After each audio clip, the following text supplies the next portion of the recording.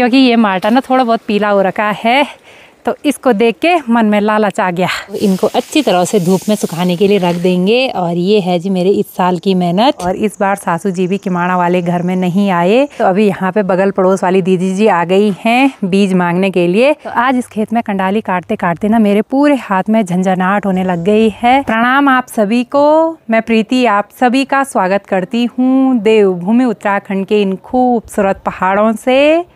अभी टाइम करीब 12 बज चुके हैं और आज के ब्लॉग की शुरुआत भी हो गई है। बाकी आज इन पहाड़ों का मौसम देखिए बड़ा सुहावना सा है, अच्छी सी तेज़ धूप खिली हुई है और धूप के साथ साथ ना बिल्कुल ठंडी ठंडी सी हवाएं भी महसूस हो रही हैं।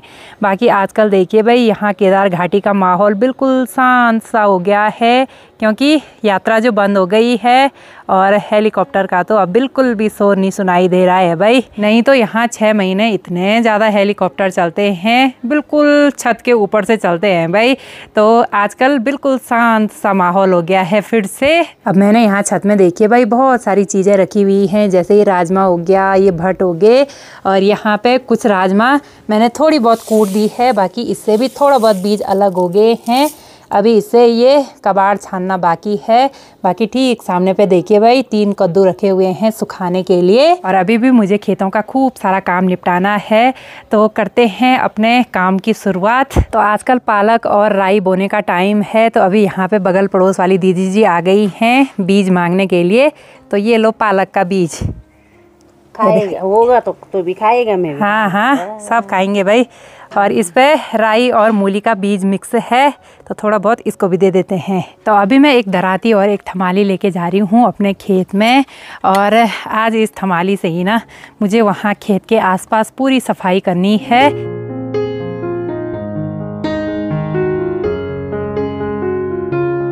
तो अभी यहाँ पे करीना भी लगी है अपने घर के काम काज पे। धो लिए सारे कपड़े? बस धुल ही रही हूँ। अच्छा, आज खेत नहीं गए?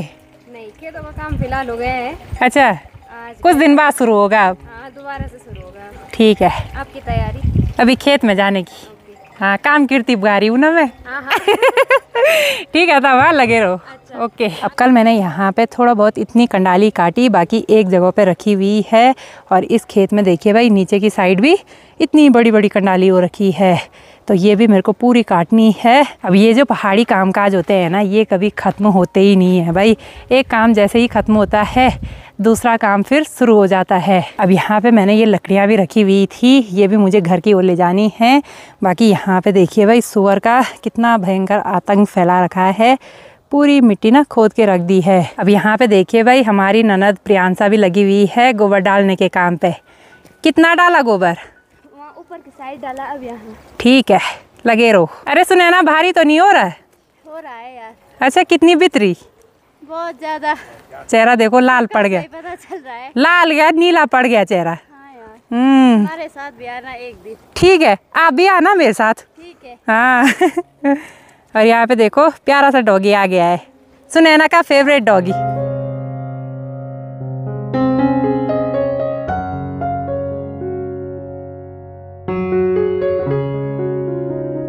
अब यहाँ खेत में आ गए हैं, तो फटाफट से लगते हैं यहाँ पे कंडाली काटने के काम पे।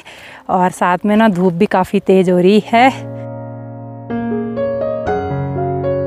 तो चलिए जी, इस खेत में मैंने नीचे की साइड से लेके और यहाँ खेत के ऊपर की साइड से पूरी कंडाली काट दी है और कुछ इस तरह से सुखाने के लिए रखी हुई है।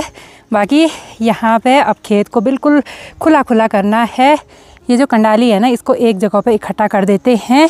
बाकी यहाँ पे ये जो राजमा की सूखी सूखी बेल पड़ी हुई है ना, इनको भी एक जगह पे इकट्ठा कर देते हैं। और फिर इस खेत में होगी गोबर डालने की तैयारी, और तब हम इस खेत में बोएंगे सरसों के बीज। तो आज इस खेत में कंडाली काटते काटते ना मेरे पूरे हाथ में झंझनाहट होने लग गई है, क्योंकि जिस टाइम मैं इस खेत में कंडाली काट रही थी ना, तो इतनी भयंकर कंडाली लगी हाथ पे। वैसे ही कंडाली यहाँ पे ना काफ़ी बड़ी हो रखी है। अब आजकल देखिए भाई खेत पूरे खाली हो गए हैं, तो यहाँ पे लोगों के घोड़े खच्चर मस्त में से लगे हुए हैं चरने पे।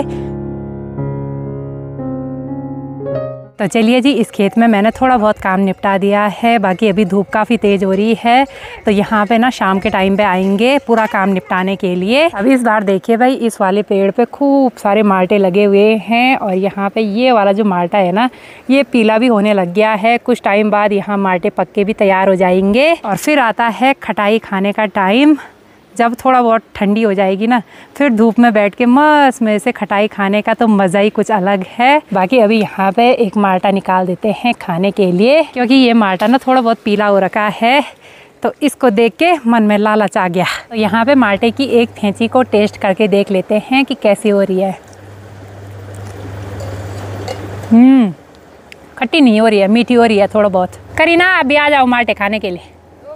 टेस्ट करके बताओ कैसा हो रहा है। Okay, thank you. वेलकम। इनके पेड़ पे भी एक बड़ा सा माल्टा लगा हुआ है, उस पे सबकी नजर है, जो भी आ रहा है उसको ही देख रहा है कि एक माल्टा ये भी है, ये कितना बड़ा है, कितना बड़ा है। हाँ। और मैं भी देख रही हूँ कैसा हो रहा है। अच्छा, और हल्का खट्टापन तो है पर ठीक है फिर भी। तो सुने ना, लोगों का डुग्गी ना 6 महीने बाद हमको दिखाई दे रहा है घर में। ये भी 6 महीने सीज़न लाइन में रहता है और जैसे ही सीज़न ख़त्म होता है वैसे ही घर आ जाता है। अभी घूमने जा रहा है। तो अभी टाइम भी करीब 1:30 बज चुके हैं और लंच बनाने का टाइम भी हो गया है। लेकिन आज मैं लंच नहीं बनाऊंगी, क्योंकि हस्बैंड जी जा रखे हैं नीचे सोनप्रयाग मार्केट की ओर और मैं घर पे अकेले ना कभी लंच नहीं बनाती हूँ अपने लिए। एक तो आलस्य होता है और दूसरा फिर खाने का मन भी नहीं करता है अकेले में। बाकी मेरा थोड़ा बहुत काम और छूट रखा है। ऊपर छत में जो राजमा रखी हुई है सुखाने के लिए, उससे ना बीज अलग करने हैं अच्छी तरह से, तो फिर वो राजमा भी सुखाने के लिए हो जाएगी। उससे जो कबाड़ है ना, वो छानना है। अब यहाँ पे मैंने दूसरी बार वाली राजमा से बड़ा बड़ा कबाड़ इस कंडी में रख दिया है। बाकी यहाँ पे देखिए जी, बाद वाली राजमा पे कुछ इस तरह के बीज हुए, ये बारीकी हैं, ये खाने के काम में आ जाएंगे और जो मैंने पहले निकाले थे वो बीज के काम में आ जाएंगे। तो चलिए जी, यहाँ पे मैंने ये वाली राजमा भी छान के अलग रख दी है और इस वाली राजमा का कलर और इस वाली राजमा का कलर देखिए जी, बिल्कुल अलग है। इसमें पिंक राजमा ज़्यादा दिखाई दे रही है और इसमें वाइट वाली राजमा ज़्यादा दिखाई दे रही है। ये मैंने पहले निकाली थी और ये बाद वाली राजमा है।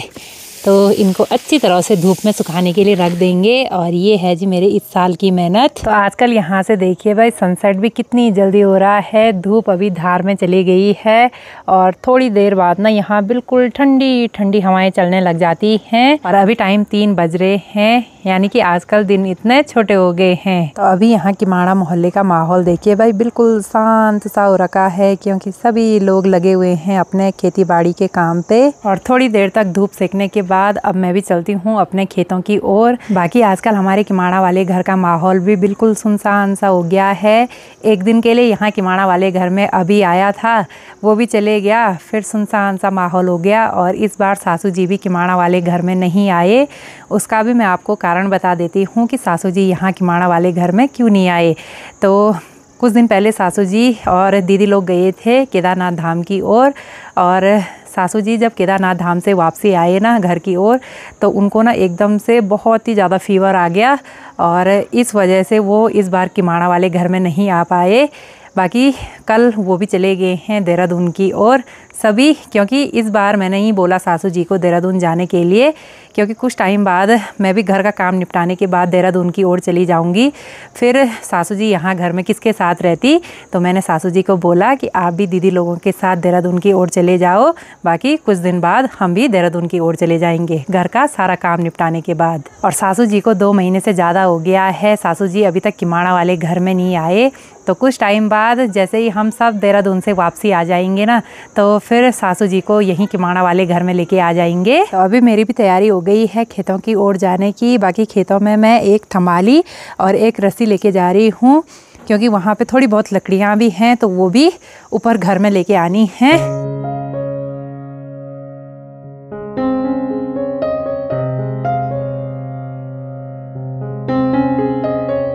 तो तो अभी मैंने यहाँ पे लकड़ियों की भी एक भारी लगा दी है। बाकी यहाँ पे ये जो अवाड़ है ना, ये मुझे अब साइड करने पड़ेंगे या तो उस साइड से रख देंगे। बाकी अभी मुझे यहाँ पे ना ये खेत काफ़ी साफ़ करना है, क्योंकि राजमा की ये जो सूखी बेल है ना, ये पूरे खेत में ऐसी पड़ी हुई हैं। तो इनको इकट्ठा कर देते हैं एक जगह पे।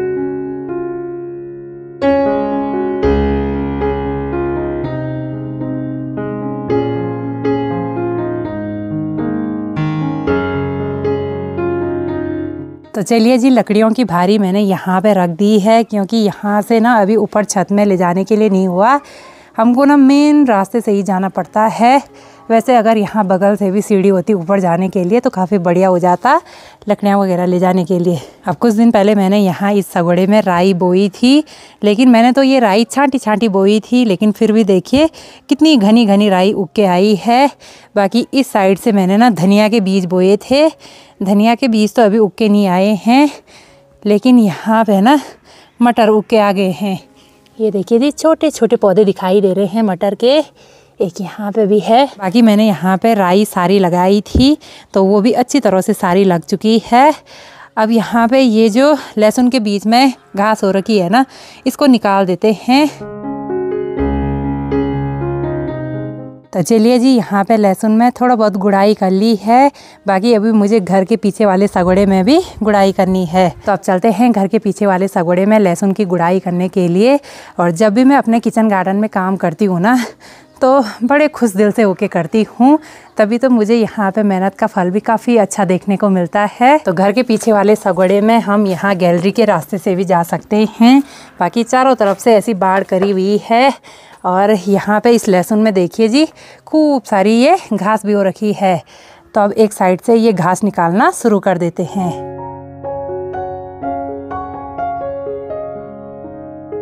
तो चलिए जी, यहाँ पे इस सगोड़े में ना पूरी लहसुन में गुड़ाई कर दी है। अब इसमें मुझे बारीक गोबर डालना है, तभी लहसुन और भी अच्छी तरह से हो पाएगी। तो किचन गार्डन का सारा काम निपटाने के बाद अब मेरा सिर्फ लास्ट में एक काम बच जाता है। यहाँ पे ये जो प्लांट है ना, सब में पानी डालने का और किचन गार्डन में पानी डालने का।